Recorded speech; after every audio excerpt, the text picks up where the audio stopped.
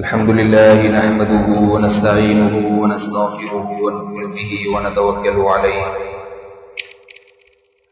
ونعوذ بالله من شرور أنفسنا ومن سيئات أعمالنا من يهده الله فلا مضل له ومن يضلل فلا هادي له ونشهد أن لا إله إلا الله وحده لا شريك له ونشهد أن محمدا عبده ورسوله صلى الله تعالى عليه وعلى آله وأصحابه وبارك وسلم تسليما كثيرا كثيرا أما بعد فأعوذ بالله من الشيطان الرجيم بسم الله الرحمن الرحيم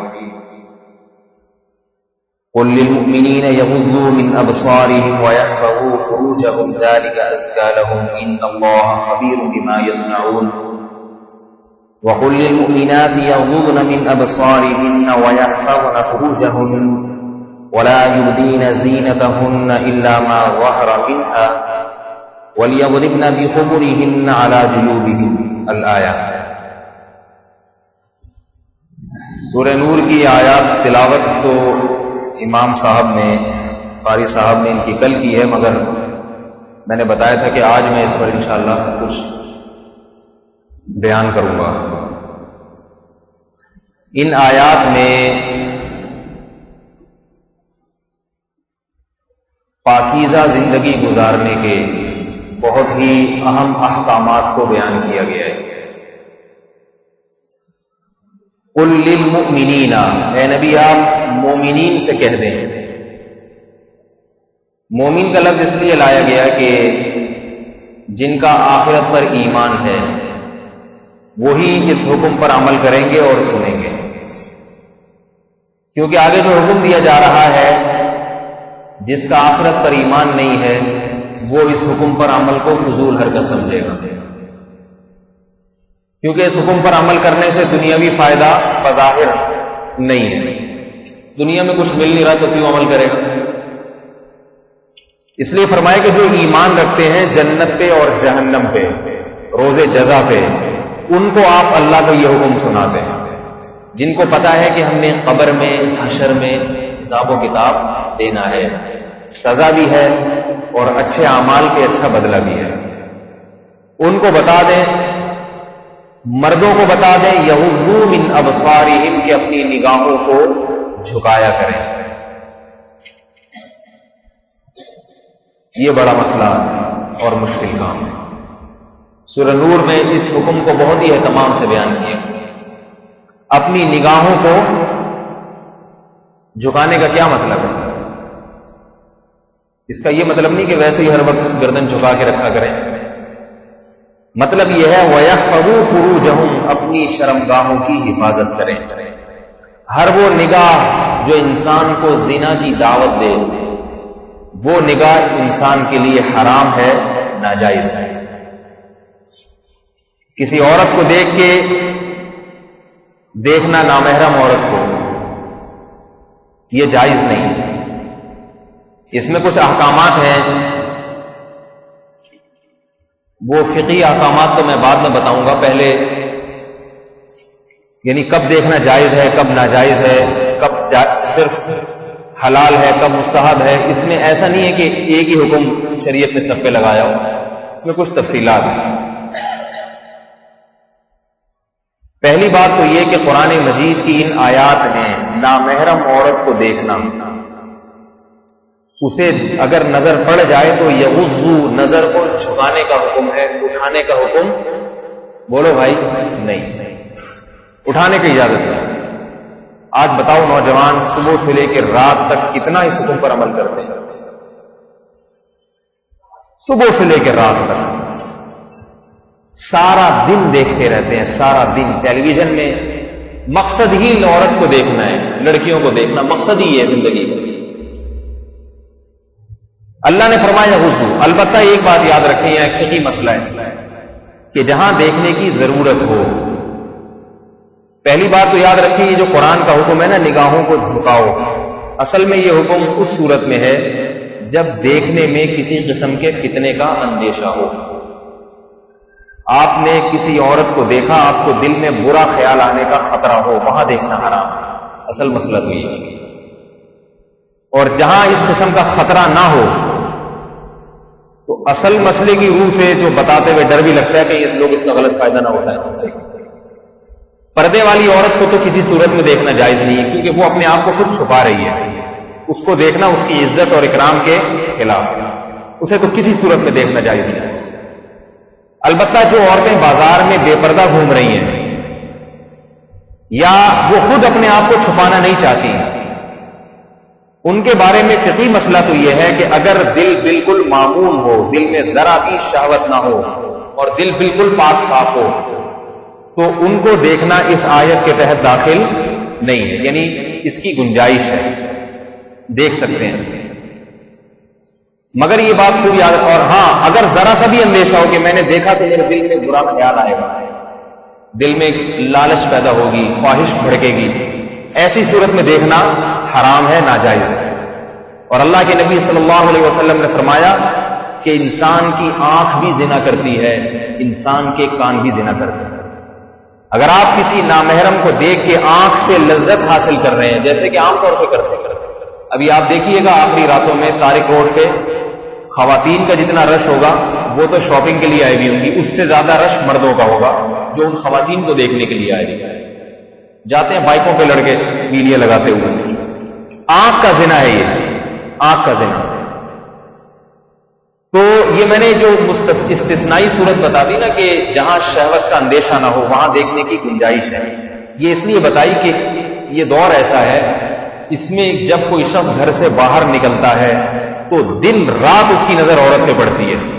بعض علماء یہ مسئلہ بتا دیتے ہیں کہ نامحرم عورت کو دیکھنا بالکل حرام ہے، انہیں اس کی فقہی یعنی پوری علم نہیں ہوتا، تو نتیجہ یہ نکلتا ہے کہ ایک عام آدمی کہتا ہے میرے لیے دین پر چلنا ممکن ہی نہیں. اب ایک صاحب کی دکان تھی طارق روڈ پہ، دکان لیڈیز کپڑے کی. اب ظاہر ہے 24 گھنٹے اس کے بیچارے کے پاس تو آ نہیں خواتین. اب اس نے بیان سنا کہ دیکھنا بالکل حرام. اب کہہ رہا ہے میں کیسے سارا دن کپڑا بیچوں، سارا دن گردن جھکا کے تو میں نہیں بیچ سکتا، دیکھنا پڑتا ہے. وہ ایسے نا وہ چور خواتین کپڑے ہی اٹھا کے لے جائیں. میں نے ان کو بتایا کہ بھائی دل پہ کنٹرول رکھو اور بقدر ضرورت دیکھ لیں. دکان پر جو خواتین آتی ہیں جو لوگ بیچ رہے ہیں ظاہر ان کے لیے مجبوری ہے. اسی طرح آپ کوئی ایسی ویڈیو دیکھ رہے ہیں جس میں آپ کا مقصد عورت کو دیکھنا نہیں ہے، کوئی ڈاکومنٹری ہے اس میں کوئی عورت سامنے آ جائے اور نظر پڑ جائے تو بھی انشاءاللہ گناہ نہیں ہوگا، بشرطے کہ آپ کا دل کس کا پاک ہے کس کا صاف ہے یہ اللہ جانتا ہے. یعلم خائنۃ الاعین. اگر انسانوں کو دھوکہ دیا جا سکتا ہے، بیٹھے ہوئے ٹی وی کے سامنے جناب میں پروگرام دیکھ رہا ہوں، خبریں سن رہا ہوں، دل میں لڈو پھوٹ رہے ہیں، اتنی خبروں پہ توجہ نہیں ہے جتنی خبریں پڑھنے والی کی طرف دیکھا جا رہا ہے. اس کی آستینیں چیک کی جا رہی ہیں، اس کے دوپٹہ تو ہوتا ہی نہیں اور بال دیکھے جا رہے ہیں. سبحان اللہ. تو دنیا کو تو احمق اور بیوقوف بنایا جا سکتا ہے، لیکن خدا نے واضح لفظ میں بتا دیا یعلم خائنۃ الاعین. خدا تمہاری آنکھوں کی خیانت کو جانتا ہے. وما تخفی الصدور. اور دلوں کے بھیدوں کو خدا جانتا ہے. تو یہ جو میں نے ایک صورت بتائی ہے نا استثناء سمجھتے ہیں آج کل اردو کی لوگ سمجھ نہیں، یعنی ایک گنجائش جو ایک چھوٹ رکھی ہے وہ چھوٹ ضرورت کی وجہ سے. ایک صاحب نے بیان سنا بدنظری کے خلاف، ایک نوجوان آدمی نے، کہ نامحرم عورت کو دیکھنا حرام ہے. اب بیان بڑا کڑک سنا. آج کل آپ کو پتا ہے بے روزگاری ویسے ہی بہت ہے. ان کو ایک ملٹی نیشنل کمپنی سے ملازمت کی آفر آئی. چلے گا اللہ کی قدرت، وہاں ایک لڑکی بیٹھی ہوئی تھی انٹرویو لینے کے لیے. اب یہ صاحب جو ہے نا گردن جھکا کے انٹرویو دے رہے ہیں. آپ کو معلوم ہے انٹرویو میں باڈی لینگویج کے بھی نمبر ہوتے ہیں کہ آپ میں کانفیڈنس ہے یا نہیں. آپ کو آنکھوں میں آنکھیں ڈال کے بات کرنا آتا ہے، یہ شرمیلے ہیں آپ. اب یہ بیچارہ شرمیلا خان نظر ہی نہ اٹھائے، وہ پوچھ رہی ہے اس سے سوالات، جواب نے یہ جناب شرما کے اپنی جیب میں جا رہے ہیں. بہرحال تقوی کی دلیل ہے، انہوں نے چونکہ سنا دیکھنا حرام اس پر عمل کیا. ان کا فون آیا میرے پاس کہ بھئی بات یہ ہے کہ میں نے تو بدنظری کے خلاف بیان سنا کہ عورت کو دیکھنا حرام ہے، لیکن میرا یہ انٹرویو تو مجھے لگتا ہے کہ میں اس میں فیل ہوں، کیونکہ میرے نمبر جو میرا امپریشن پڑا ہے وہ اچھا نہیں پڑا ہے، جس کا نتیجہ یہ ہے کہ اب جاب آپ کو پتا ہے تلاش کرنا اچھا خاصا مشکل ہے. میں نے اسے کہا، میں نے کہا بھائی اس نے کہا ایک اور انٹرویو یہاں رہ گیا ہے، اگر اسی میں ایسے شرمیلا بنا رہا تو بس مجھے شرمیلے پن کے تو 50 نمبر مل جائیں گے، لیکن جاب نہیں ملے گی۔ میں نے اسے کہا کہ اپنے دل پہ کنٹرول رکھیں اور آنکھوں میں آنکھیں ڈال کے بات کریں۔ پردہ کرنا عورت کا کام ہے، مرد کا کام نہیں ہے۔ پردہ کرنا بنیادی طور پہ کس کا کام ہے؟ عورت کی ذمہ داری ہے کہ اپنے آپ کو مرد سے چھپائے۔ عورت نہیں چھپائی تو مردوں کو برقع پہننے کا حکم نہیں ہے کہ آپ کونے کھجڑے میں جا کے بیٹھ جائیں گے۔ تو میں نے کہا مجبوری ہے، آپ نے انٹرویو دینا ہے، آپ پورے اعتماد کے ساتھ آنکھوں میں آنکھیں ڈال کے بات کریں، مگر صرف آنکھ کی حد تک ہی معاملہ ہونا چاہیے۔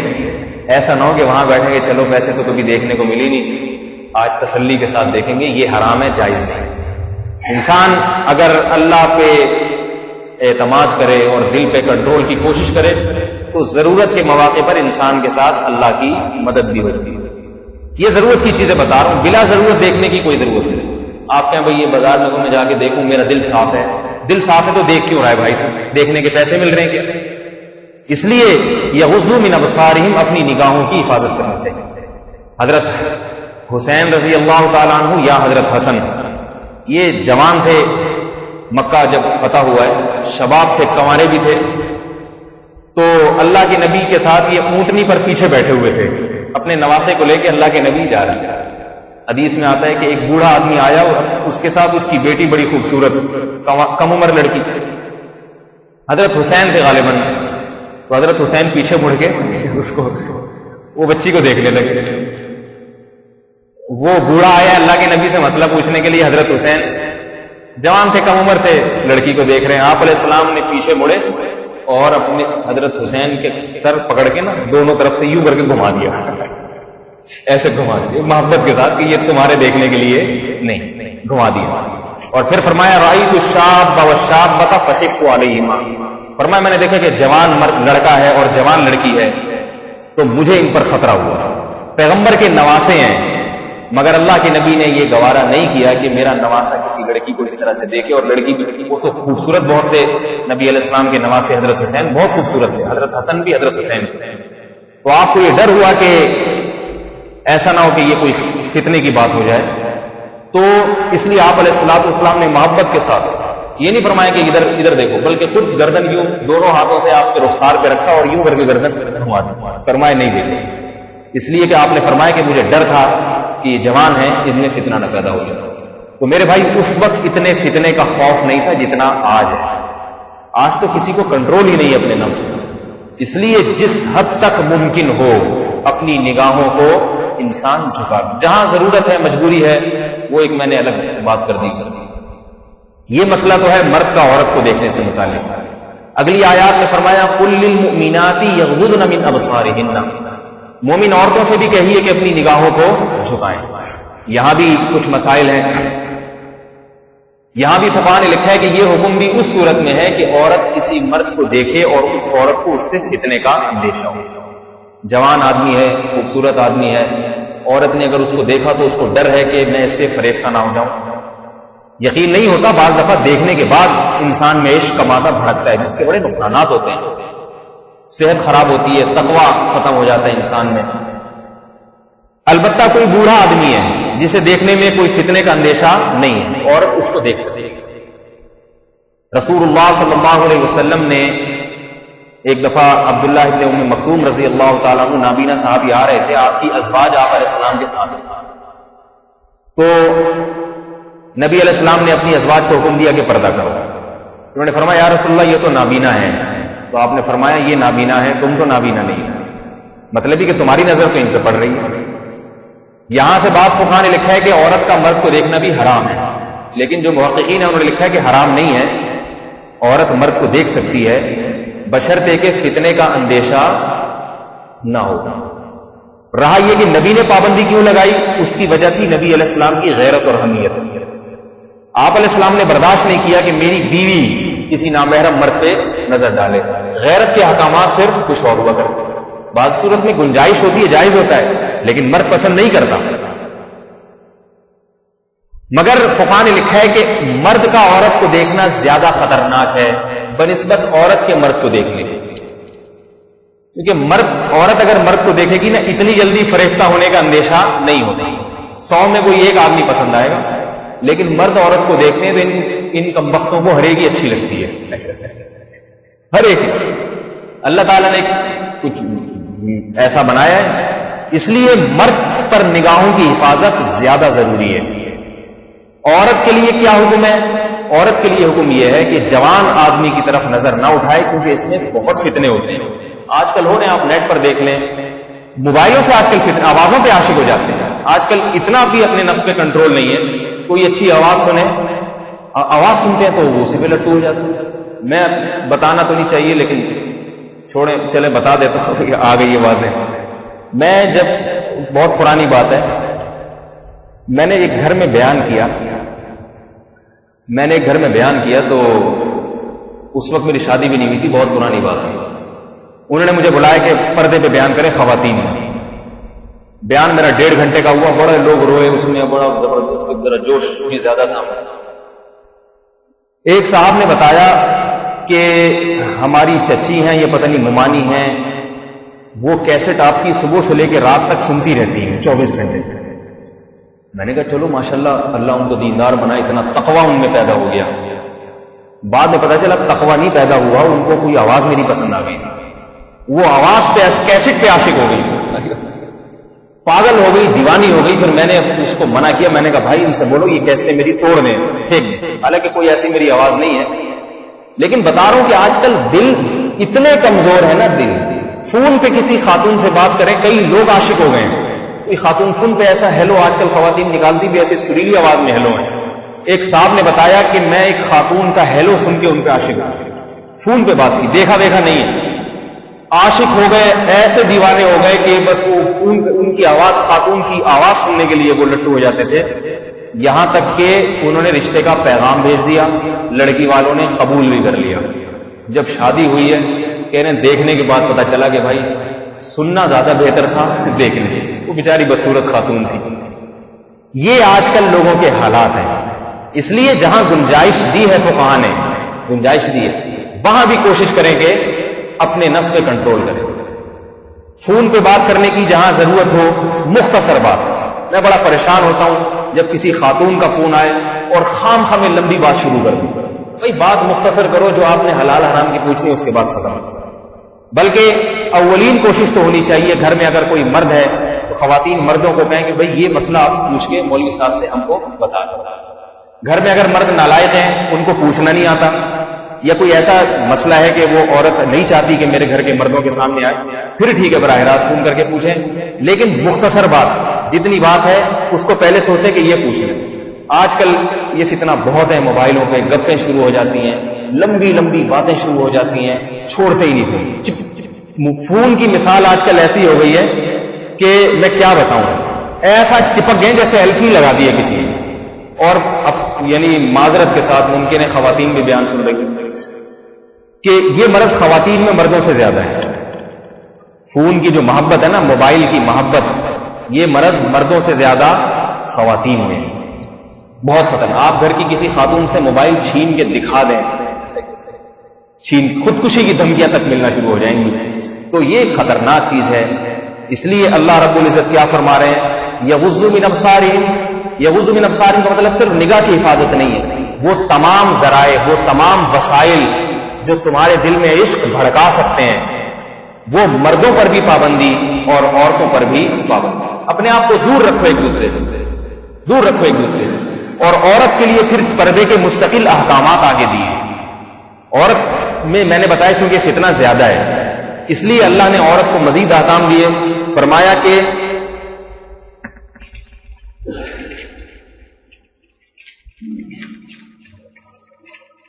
کہ وَقُلْ لِلْمُؤْمِنَاتِ يَغْضُضْنَ مِنْ أَبْصَارِهِنَّ، مومن عورتوں سے بھی کہے کہ وہ تمام ذرائع، وہ تمام وسائل جو عشق بھڑکا سکتے ہیں، ان تمام ذرائع سے بچیں، ان تمام وسائل سے بچیں۔ وَيَحْفَظْنَ فُرُوجَهُنَّ وَلَا يُبْدِينَ زِينَتَهُنَّ، اور آگے عورتوں کو اللہ نے مستقل حکم دیا ہے۔ دیکھیں یہ جو آگے میں آیات پڑھ رہا ہوں، یہ خواتین کے لیے بہت اہم آیات ہے۔ یہ کوئی فقہی مسئلہ نہیں ہے، اختلافی مسئلہ نہیں ہے، یہ قرآن کی نصوص ہیں جن کو قرآن نے واضح لفظوں میں بیان کیا اور یہ بتا دیا قل للمؤمنات، اے نبی قیامت تک آنے والی وہ عورتیں جو اللہ اس کے رسول پر ایمان رکھتی ہیں، ان کو پتا ہے کہ اگر ہم ان احکام پر عمل نہیں کریں گے اللہ جہنم کی آگ میں سزا دے گا، اگر ہم نے ان احکامات پر عمل کیا تو اللہ تعالیٰ جنت کی نعمتیں ہمیں عطا فرمائیں گے، ہماری قبر کو نور سے بھر دیں گے۔ ایسی عورتوں کو آپ بتا دیں کہ لا یبدین زینتہن، اپنی زینت کو ظاہر نہ کریں، الا ما ظہر منہا، مگر وہی زینت، وہی چیزیں جو ظاہر رہتی ہیں۔ مثال کے طور پر برقع ہے، عورت اس کو نہیں چھپا سکتی، ہاتھ ہیں، ہتھیلیاں، اس کو چھپانا بہت مشکل ہوتا ہے عورت کے لیے، تو عورت کو ہاتھ کھولنے کی اجازت دی۔ اگر دستانے پہنے بہت فضیلت کی چیز ہے، بہت سی پردے کرنے والی عورتیں دستانے پہنتی ہیں تو یہ تو فضیلت کی چیز ہے، لیکن اگر نہ پہنے ہاتھ کھولنے کی اس کو گنجائش ہے۔ اور یہ ایک فقہی مسئلہ یہاں بتا دوں، الا ما ظہر منہا میں چہرہ بھی داخل ہے۔ عبداللہ بن عباس رضی اللہ تعالیٰ عنہ فرماتے ہیں کہ عورت کا چہرہ بھی اس سے مستثنا ہے۔ پہلے یعنی ایک اصل مسئلہ سمجھیں، پھر بتاؤں گا اس کی پوری تفصیل۔ اصل مسئلے کے لحاظ سے عورت کا جو چہرہ ہے وہ سطر میں داخل نہیں، یعنی اس کی بھی گنجائش دی گئی ہے عورت کو کہ چہرہ کھول سکتی ہے۔ یہ بات یاد رکھیں، عورت کے لیے سر کے بال، گردن، کلائیاں، ٹخنوں تک پاؤں، یہ چھپانا زیادہ فرض ہے بنسبت چہرے کے۔ آج بعض عورتوں کے چہرہ کھلا ہوتا ہے اور جو شلوار ہے وہ آدھی آدھی پنڈلیوں تک، یعنی چہرہ ڈھکا ہوتا ہے، شلوار آدھی پنڈلی۔ سر کے بال کا پردہ عورت کے لیے چہرے سے زیادہ سخت ہے، یہ بہت بات یاد رکھیں۔ آج خواتین سر کے بال کھلے ہوتے ہیں اور نامحرم مردوں کے سامنے گھوم رہی ہوتی ہیں، بازو کھلے ہوتے ہیں، اور جو ہے نا وہ، بلکہ آج کل عورتوں کا لباس اتنا باریک ہے۔ رسول اللہ صلی اللہ علیہ وسلم نے فرمایا جہنم کے 2 گروہ ایسے ہیں جن کو میں نے نہیں دیکھا۔ آپ علیہ السلام نے بہت سارے جہنمیوں کو معراج کی رات میں دیکھا ہے، بے نمازیوں کو دیکھا، زانیوں کو دیکھا، جو ہے نا ظالموں کو دیکھا، شرابیوں کو دیکھا، لیکن فرمایا 2 گروہ ایسے ہیں جو قرب قیامت میں پیدا ہوں گے جن کو میں نے بھی نہیں دیکھا، بعد میں پیدا ہوں گے، لیکن ہے وہ جہنمی۔ اور آپ نے فرمایا لا یجیدنا ریحہا وان ریحہا لیوجد من مسیرۃ کذا وکذا، ان بدبختوں کو اللہ جنت کی خوشبو بھی نہیں سنگھائیں گے، حالانکہ جنت کی خوشبو بہت دور سے محسوس ہوگی، اتنا دور جنت سے رکھیں گے۔ ایک ظالم حکمران جو اپنی رعایا پر ظلم کریں گے، اس وقت تو یہ حکمران نہیں تھے، پیغمبر کا دور تھا، ظالم حکمران ہوں گے جن کے ہاتھوں میں ہر وقت کوڑے اور ظلم کی لاٹھی ہوگی، اپنی عوام کا خون چوسیں گے وہ۔ فرمایا یہ وہ جہنمی ہیں۔ اور دوسرا فرمایا عاریات کاسیات، ایسی عورتیں ہوں گی لباس پہننے کے باوجود برہنہ اور ننگی عورتوں میں ان کا شمار ہوگا، حالانکہ ان کے جسم پہ لباس ہوگا۔ علماء نے لکھا یہ کون سی عورتیں جو لباس پہنا ہے پھر بھی اللہ کے دفتر میں ننگی عورتوں میں شمار ہوگا؟ یہ وہ عورتیں ہیں جن کا لباس اتنا چست کہ جسم کے اعضاء ظاہر ہوں گے، اور اتنا باریک جس سے جسم کی کھال جھلکتی ہوگی۔ آج آپ مارکیٹ میں چلے جائیں، لیڈیز کے کپڑے دیکھیں۔ ایک مشہور واقعہ ہے نا، بھی ایک پٹھان بھائی تھے، دکان پہ خاتون آئی لباس خریدنے کے لیے، شلوار کا کپڑا دے دیں، اس نے دے دیا کہ یہ ذرا موٹا تھوڑا باریک چاہیے، اس نے اور باریک کہ یہ تھوڑا سا گرمی ہے اور باریک، اس نے کہا محترمہ اسی میں سب نظر آ جائے گا، مزید باریک کی ضرورت نہیں، جو آپ دکھانا چاہ رہی ہیں آ جائے گا نظر۔ کس قدر افسوس کی بات ہے، کس قدر افسوس کی بات ہے۔ لباس عورت کا آج ایسا ہے کہ اس میں جسم کی کھال نظر آتی ہے، اور خواتین چاہتی ہے کہ نظر آئے، کم از کم لباس تو ایسا پہن لو جو پورا ڈھکا ہوا ہو۔ دیکھیں اللہ نے یہ حکم دیا کہ یہ ان عورتوں کے لیے حکم ہے جو اللہ اس کے رسول پر، جنت اور جہنم پر ایمان رکھتی ہیں۔ ایمان اگر نہیں ہے تو انگریزوں کی طرح عیاشی کریں، اسکرٹ پہنے گھومے بازاروں۔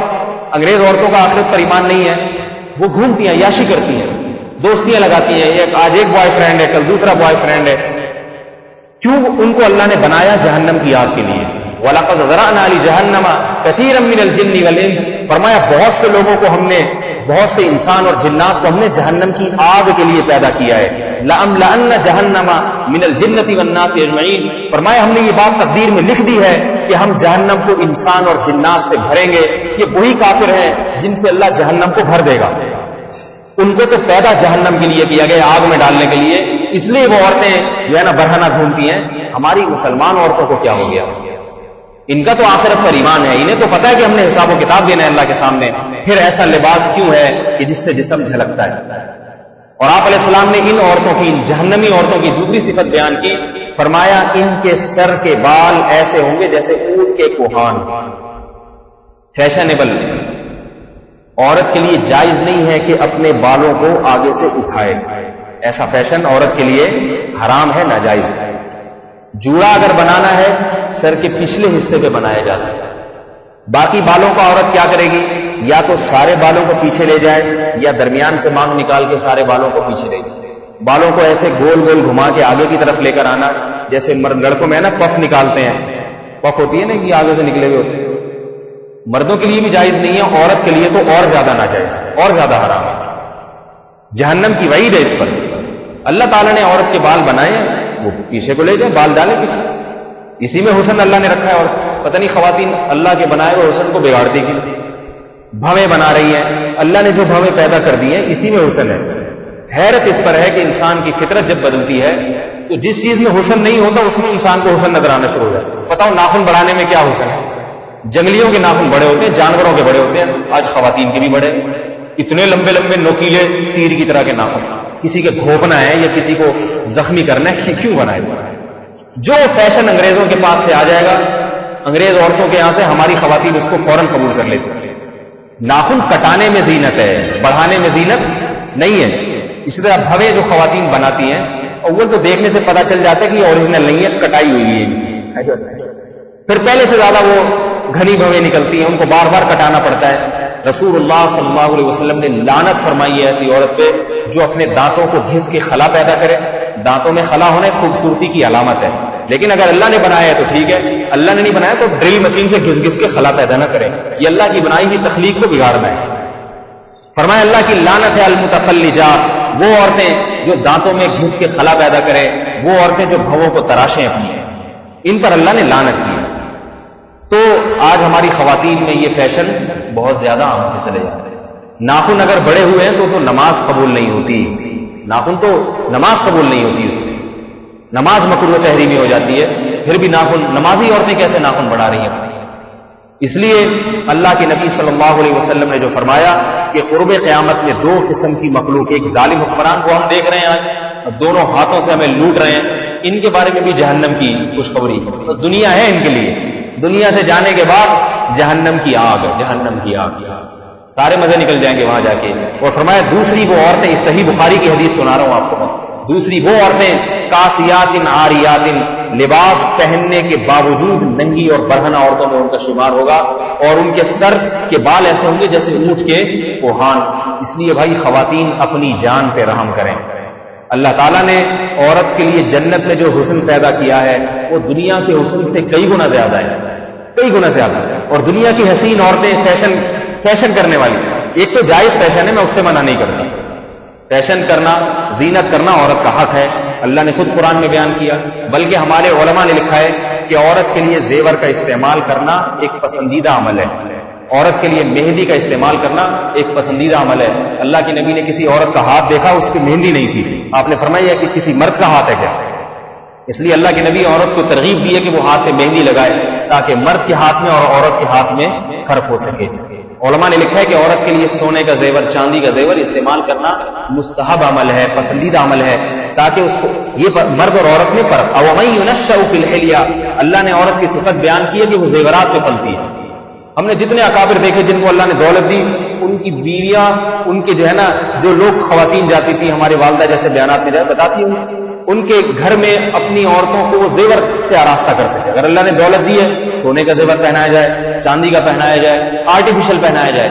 زیور تو عورت کے لیے سنت, خاص طور پہ شادی شدہ عورت کے لیے تو اور زیادہ فضیلت کی چیز ہے.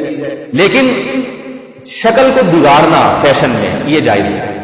لیکن انگریزوں کے ہاں ایک تو جائز فیشن ہوتا ہے, نہا لیے تھوڑا سا 3 پیس سوٹ, ٹائی وائی, ٹائی کی بھی میں اجازت دیتا ہوں. بعض علماء ٹائی کے بارے میں سختی کرتے ہیں, حرام ہے, لیکن اس کے حرام ہونے کی کوئی دلیل نہیں.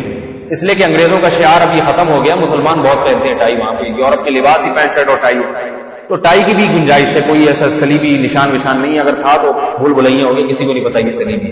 بہرحال اس میں علماء کے اختلاف ہے، آپ احتیاط کریں تو اچھی چیز ہے، یہاں تک تو ٹھیک ہے۔ اب جناب بعض انگریز کیا کرتے ہیں، گینز بک آف ورلڈ میں نام لکھوانے کے لیے مونچھیں اڑا لیتے ہیں، اتنی لمبی لمبی مونچھیں، اس سے ٹریکٹر کھینچے جا رہے ہیں۔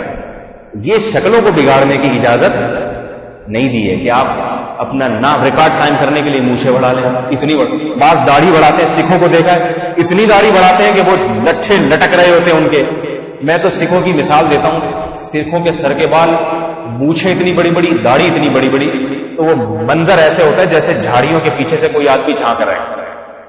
اگر اوریجنل سکھ کو دیکھ لینا آپ، اوریجنل مونچھیں بہت بڑی، یہاں آگے کان سے گرا لگائی ہوئی مونچھیں۔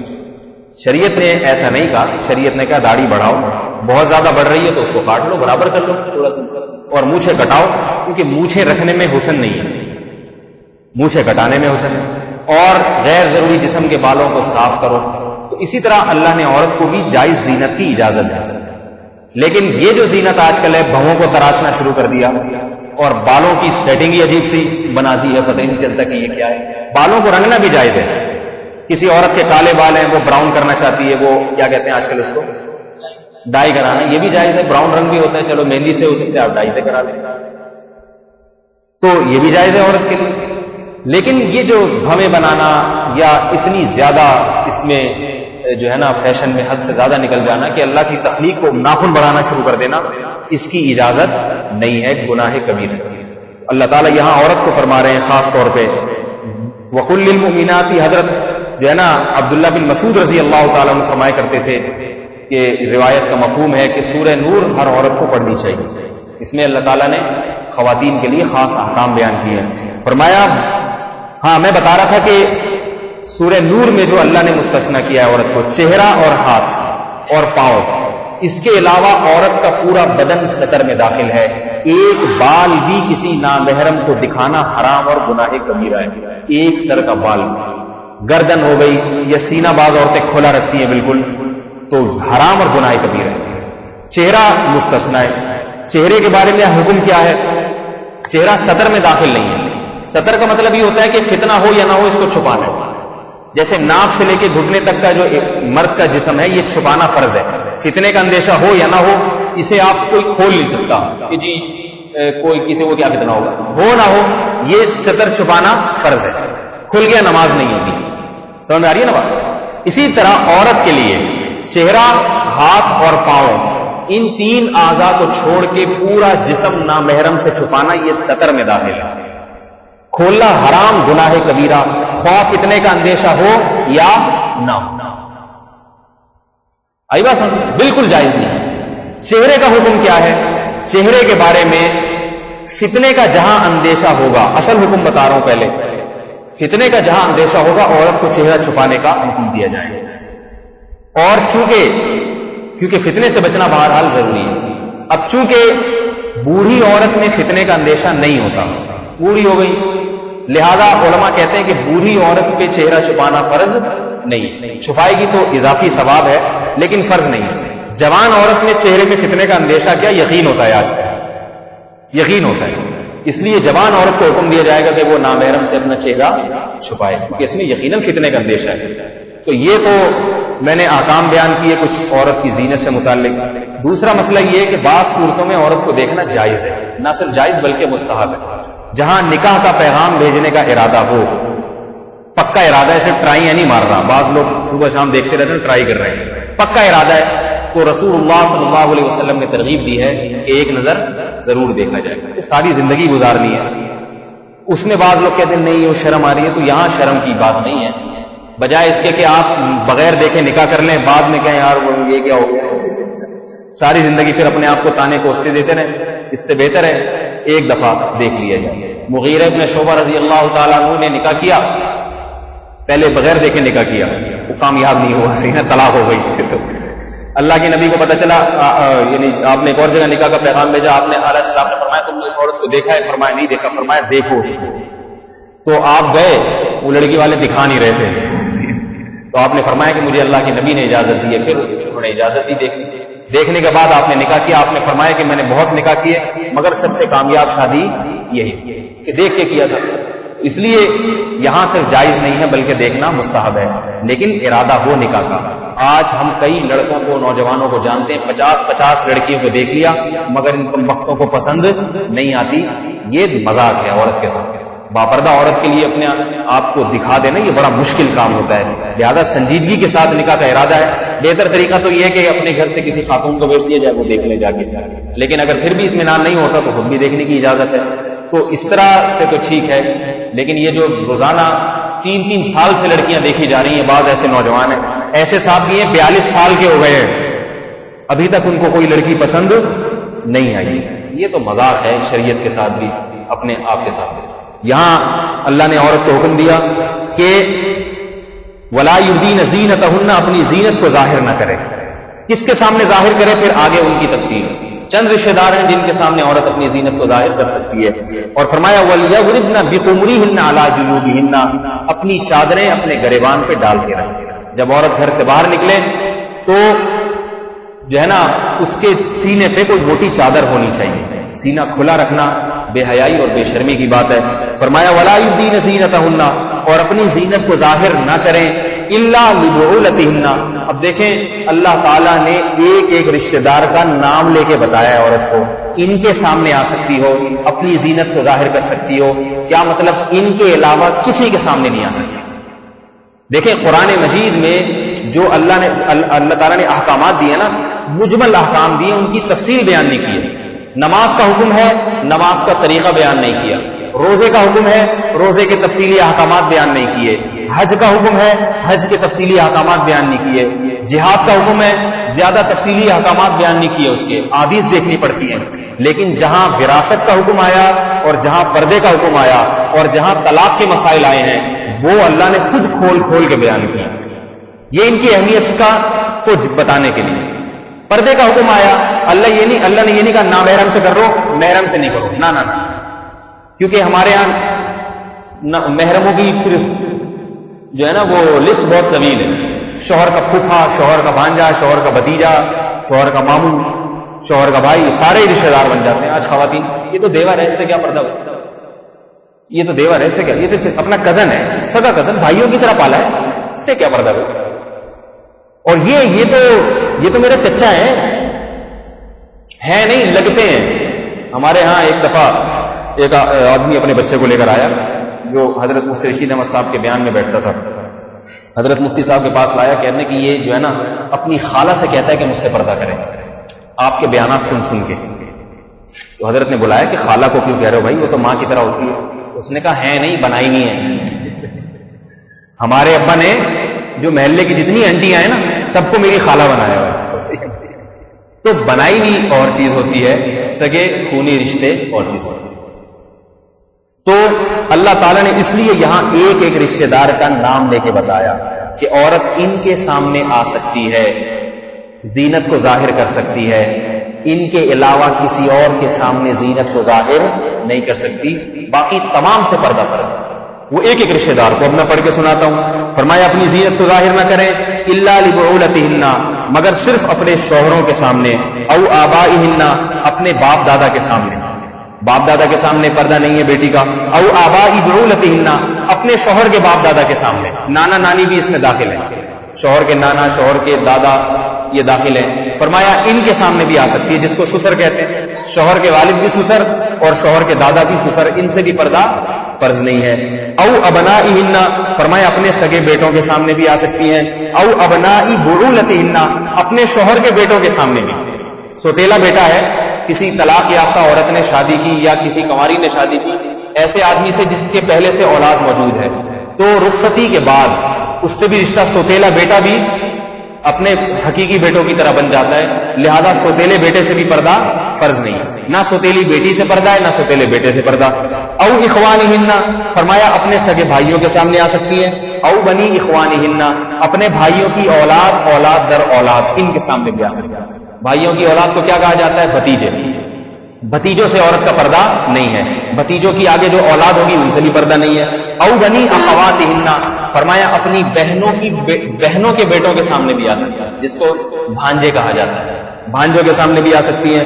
او نسائہن، اور اپنی عورتوں کے سامنے بھی۔ اپنی عورتوں کا کیا مطلب؟ مسلمان عورت کے سامنے.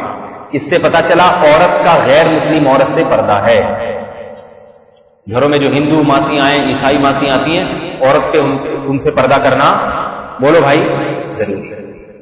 البتہ وہاں چونکہ چہرہ کھولنے میں فتنہ نہیں ہے کیونکہ عورت ہے، لہذا وہاں چہرہ کھولنا جائز ہے. لیکن سر کے بال غیر مسلم عورت کے سامنے کھولنا، پنڈلیاں کھولنا، یہ غیر مسلم عورت کے سامنے مسلمان کے لیے جائز نہیں. علماء نے لکھے اس میں حکمت کیا ہے. وہ تو عورت ہے، اس سے کیا فتنہ. اس میں حکمت بہت ساری.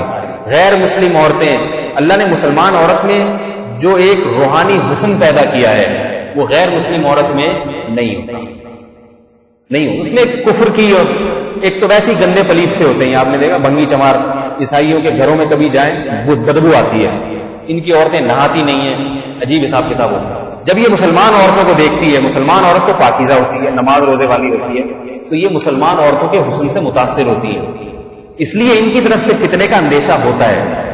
اللہ تعالیٰ نے ذرائع بند کرنے کے لیے عورت کو حکم دیا کہ ان سے بھی زیادہ فری ہونے کی ضرورت نہیں. یہ ناپاک عورتیں، نجس عورتیں مسلمان عورت کو دیکھیں گی، ان کے دل میں بھی شہوت پیدا ہوگی. نہیں ہوگی تو کم از کم اتنا ضرور ہے کہ مسلمان عورتوں کے حسن و جمال کو اپنے شوہروں کے سامنے جا کے بیان کریں گے. غیرت تو ہوتی نہیں. کوئی مسلمان عورت ہوگی وہ اپنے شوہر کے سامنے نہیں بتائے گی وہ فلانی کی بیوی اتنی اچھی اتنی خوبصورت ایسی، وہ اس کو شرم آتی ہے. شوہر بھی انسان ہوگا تو شرم آئے گی، بیگم میرے سامنے کسی دوسرے کی. لیکن غیر مسلموں میں سب کی بات نہیں کرنا، عام طور پر یہ حیا نہیں. جب وہ جائیں گی تو اپنے جو بھنگی چمار قسم کے شوہر ہیں ان کو جا کے بتائیں گے وہ فلانی کے گھر گئی، اس کی بیوی اتنی اچھی، اس کی بیوی تو موٹی، اس کی پتلی، اور اس کی ایسی. یہ سارے حسن کے جمال کے نقشے اپنے شوہروں کے سامنے، بھنگیوں چرسیوں کے سامنے جا کے بیان کریں. اس لیے اللہ نے عورت کو حکم دیا کہ اپنا چہرہ تو ٹھیک ہے، وہاں فتنہ نہیں ہے، ضرورت بھی ہے، باقی جسم غیر مسلم عورت کے سامنے مسلمان عورت نہیں کھول سکتی، انگریز عورتوں کے سامنے نہیں کھول سکتی. فرمایا او نسائہن او ما ملکت ایمانہن، اپنے غلاموں کے سامنے. آج کل غلاموں کا نظام نہیں ہے اس لیے اس پر میں زیادہ روشنی ڈالوں گا. اب التابعین غیر اولی الاربۃ من الرجال، دیکھیں سسرالی رشتے بھی بیان ہو گئے، سارے رشتے آ گئے اس میں، اور جو خونی رشتے ہیں وہ بھی آ گئے.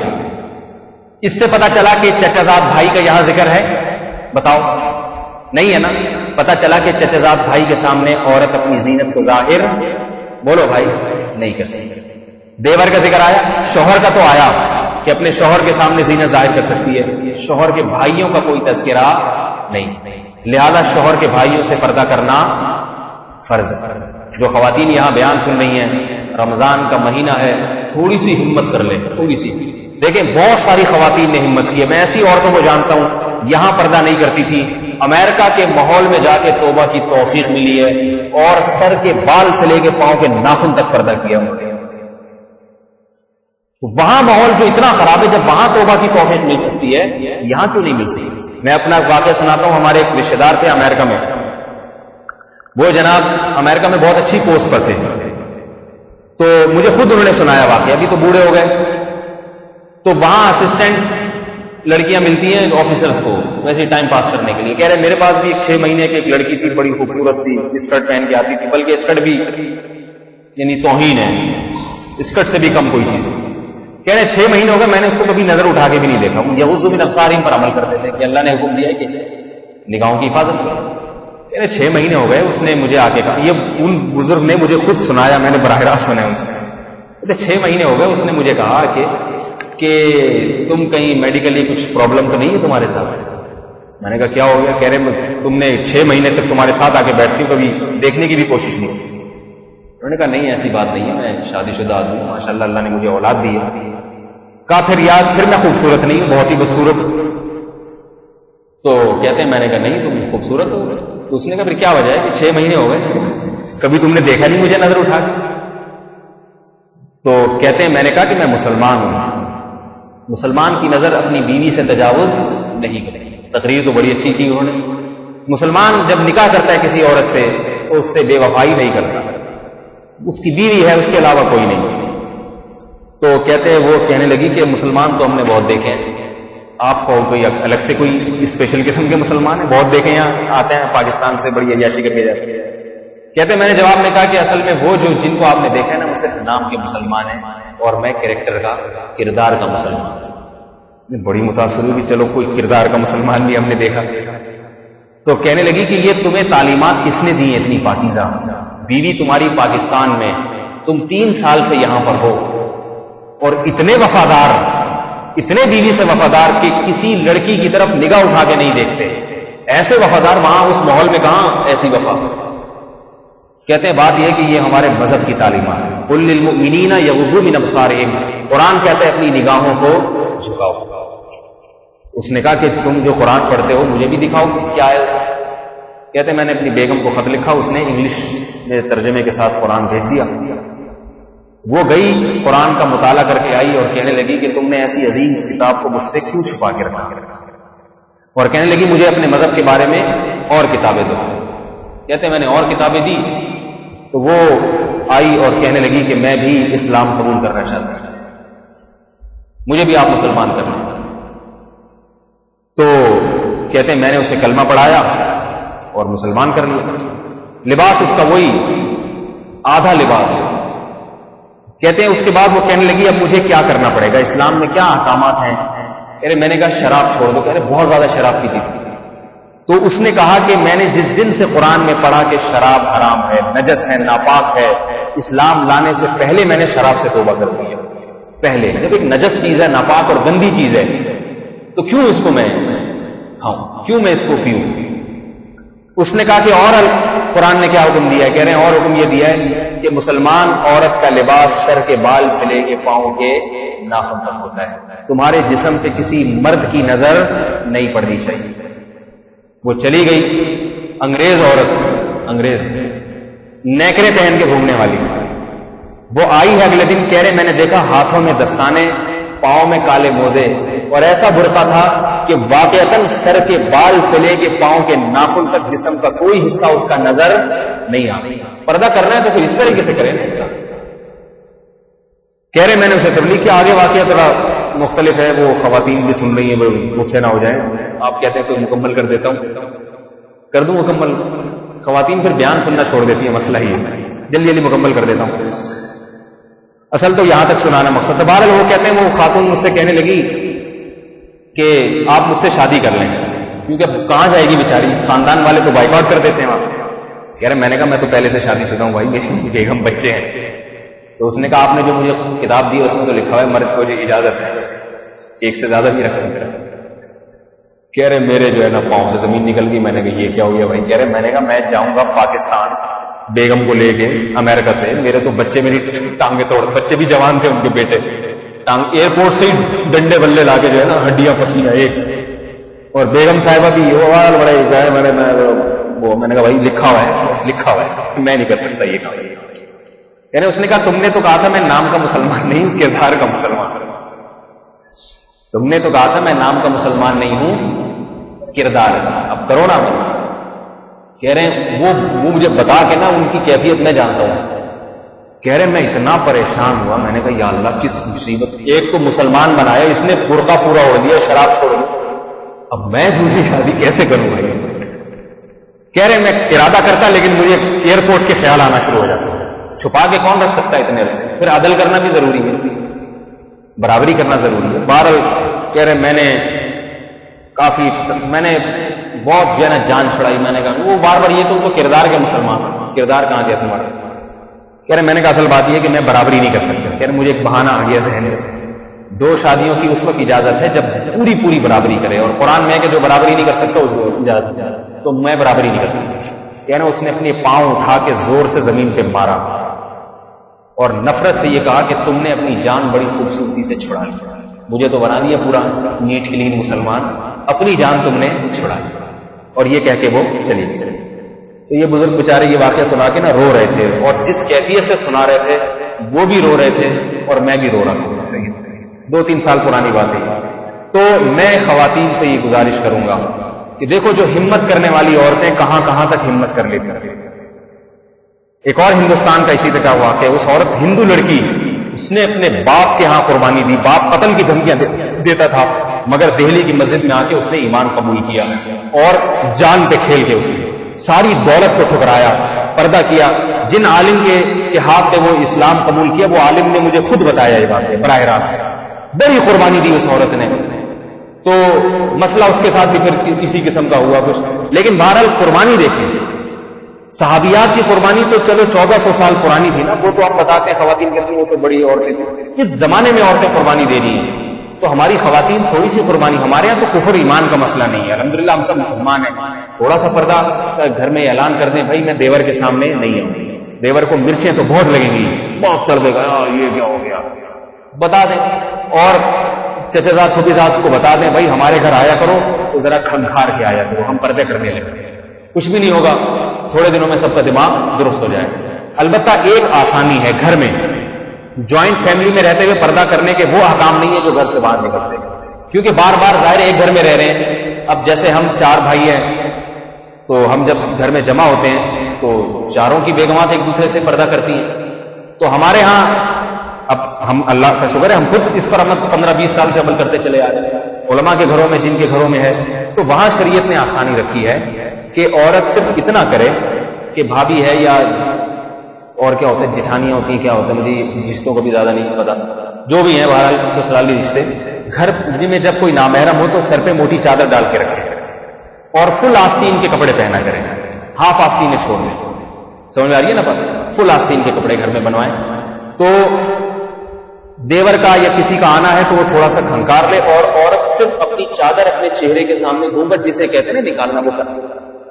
اس میں سب کی خدمت بھی کی جا سکتی ہے, گھر میں کھانا بھی.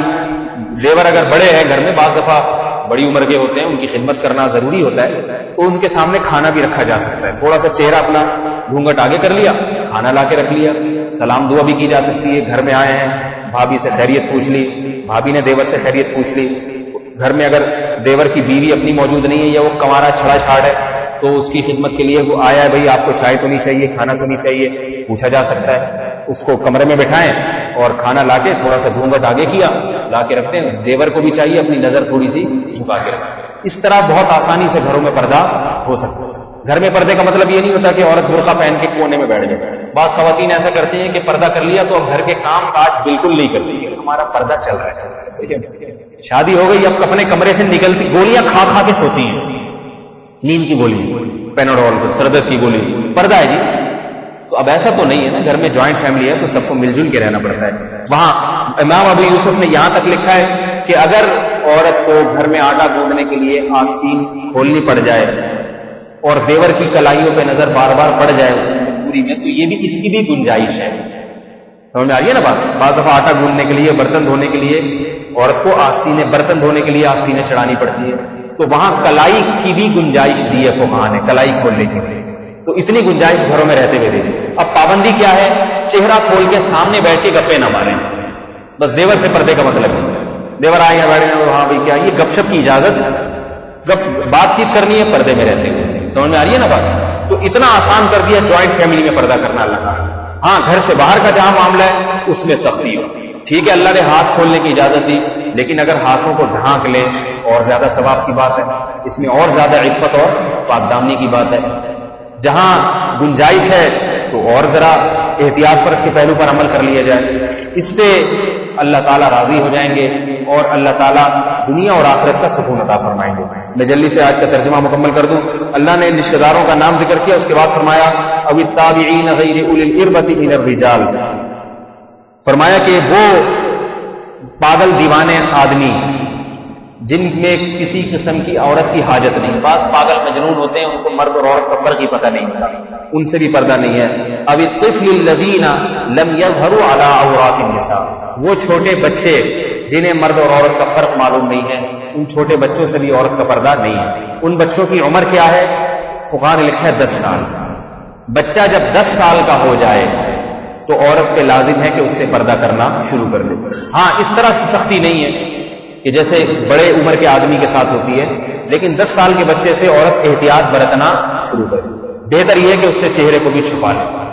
اور جب 13-14 سال کا بچہ ہو جائے تو وہ بچہ نہیں ہے, پھر وہ آدمی بن گیا. 14 سال میں بالغ ہو جاتا ہے ہر لڑکا. اب اس سے عورت کے پورا کا پورا مکمل پردہ کرنا فرض ہے, ضروری ہے, نہیں کرے گی گناہ گار ہوگی.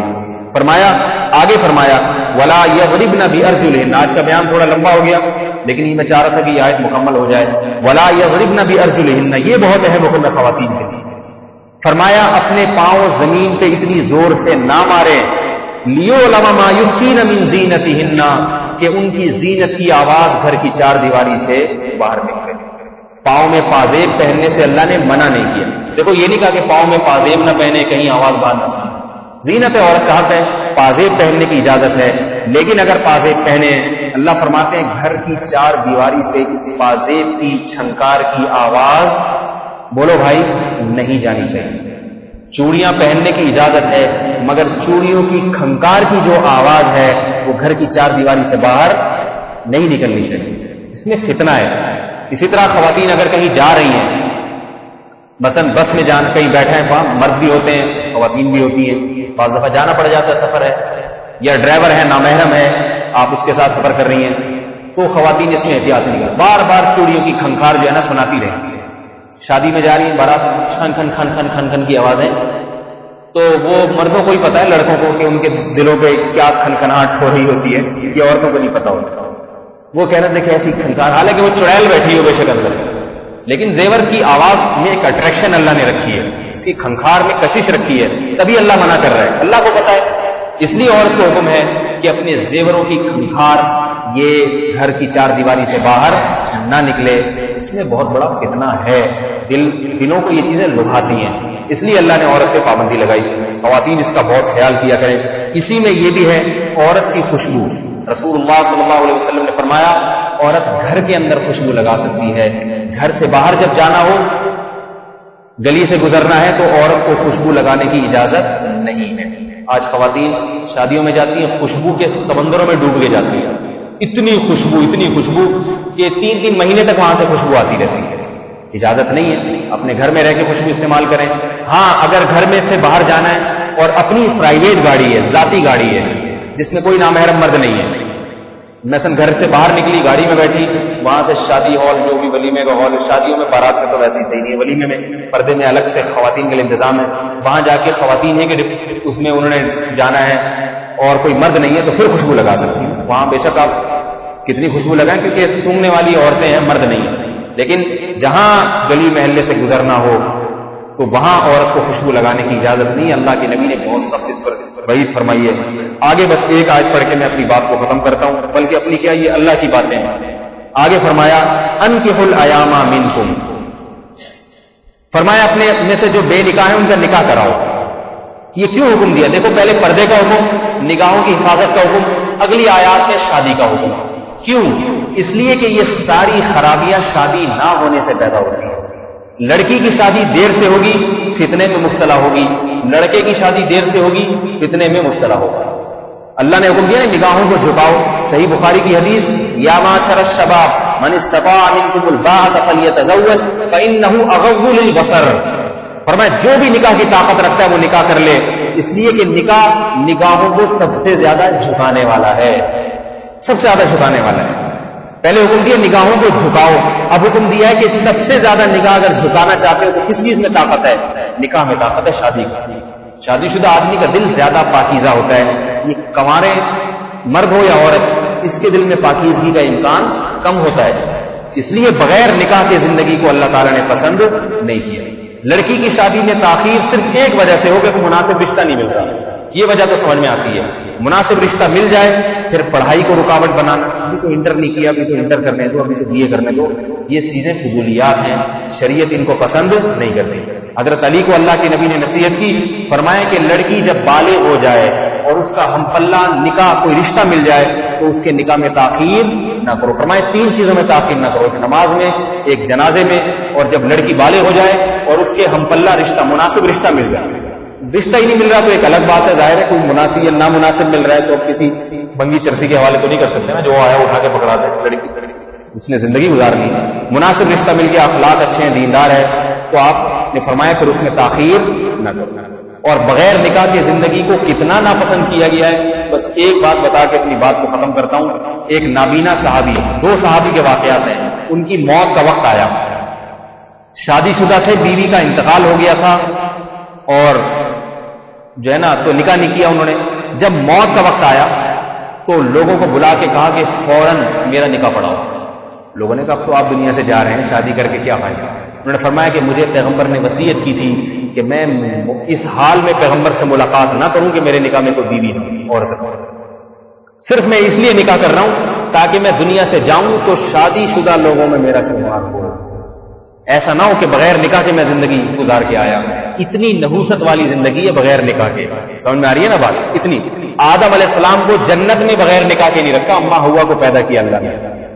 پیغمبر جتنے بھی آئے ہیں صرف ایک عیسیٰ علیہ السلام ہے جنہوں نے شادی نہیں کی, اور وہ بھی کریں گے قرب قیامت میں نازل ہو. باقی کوئی پیغمبر ایسا نہیں ہے جس کو اللہ نے کنوارا رکھا ہو. کوئی پیغمبر نہیں. یحییٰ علیہ السلام کے بارے میں مشہور ہے مگر یہ غلط ہے. حضرت یحییٰ علیہ السلام نے بھی نکاح کیا ہے. تو کوئی پیغمبر ایسے نہیں ہے جنہوں نے بغیر نکاح کے زندگی گزاری. مرد ہو یا عورت ہو, نکاح کے بغیر زندگی میں اگر موت واقع ہو گئی نا کنوارے پن میں, تو یہ موت شریعت کی نظر میں اچھی موت نہیں. شریعت چاہتی ہے آپ مریں تو یا تو آپ کی بیوی ہو آپ کے پیچھے رونے والی, یا عورت کا انتقال ہو تو شوہر ہو. عورت بغیر نکاح کے دنیا سے نہ جائے اور مرد بغیر نکاح کے دنیا سے نہ جائے. آج 30 سال کی عمریں ہو گئی ہیں, مردوں کی نکاح ہی نہیں کرتے. اس کی بہت بڑا نقصان کیا ہے؟ لڑکیوں کی شادیوں میں رکاوٹ. جب مرد نکاح نہیں کریں گے تو لڑکیوں کے رشتے کہاں سے آئیں گے؟ اس لیے میرے بھائی یہ بہت اہم حکم ہے, اور اللہ نے واضح لفظوں میں فرما دیا کہ ان یکونوا فقراء یغنیہم اللہ من فضلہ. فرمایا اگر فقیر ہوگے نا تو شادی میں رکاوٹ نہ ڈر. تنخواہ کم ہے, آمدن کم ہے, نکاح کر لو. اللہ کا وعدہ ہے نکاح کی برکت سے اللہ تمہیں غنی کرے گا, تمہارے مال میں برکت دے گا. اس لیے خواتین کوئی جو یہاں مائیں ہیں ان کی بچیوں کے لیے رشتے آتے ہیں, اگر لڑکے کی آمدن زیادہ نہیں ہے, باقی خاندانی اعتبار سے ٹھیک ہے, تو نکاح کر دیا کریں. اللہ کا وعدہ ہے نکاح کرنے دو پھر میں بڑھا دوں گا آمدن, انشاءاللہ اچھی روزی مل جائے گی. خواتین کیوں رشتے ٹھکراتی ہیں؟ مجھے 50,000 والا چاہیے, یہ 10 کما رہا ہے, 25-30 ہزار والا چاہیے.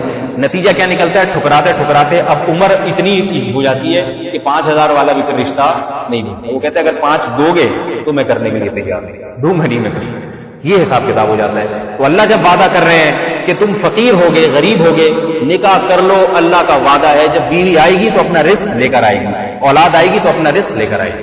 اللہ تعالیٰ ہمیں ان آیات پر عمل کی توفیق عطا فرمائے. پاکیزہ اور طیب توبوا الی اللہ جمیعا, ان میں بھی فرمائے اے مردوں اور اے عورتوں تم سب مل کے اللہ کے دربار میں توبہ کرو, پاکیزہ زندگی گزارو تاکہ تم کامیاب ہو جاؤ. اللہ ہمیں ان لوگوں میں شامل فرمائے. پاکیزہ اور طیب زندگی اللہ ہم سب کو عطا فرمائے. سبحانک اللہم و بحمدک نشہد ان لا الہ الا انت